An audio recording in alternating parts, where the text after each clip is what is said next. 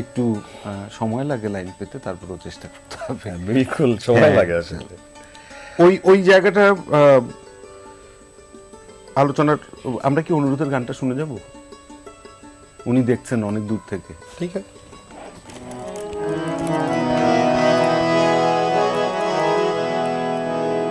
Dedicating to Nitu.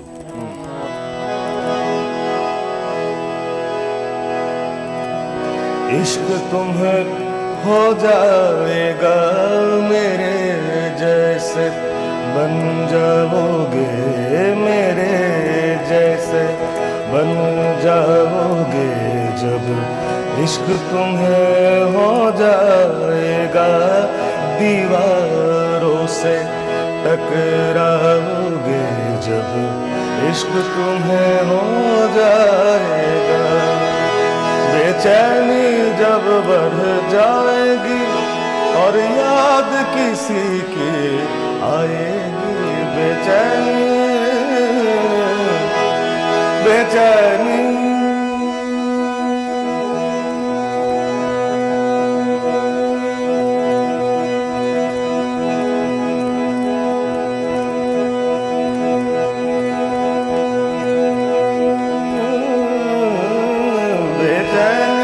जब बढ़ जाएगी और याद किसी की आएगी।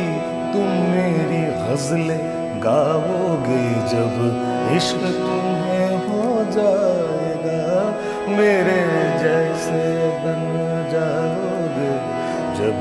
इश्क तुम्हें हो जाएगा।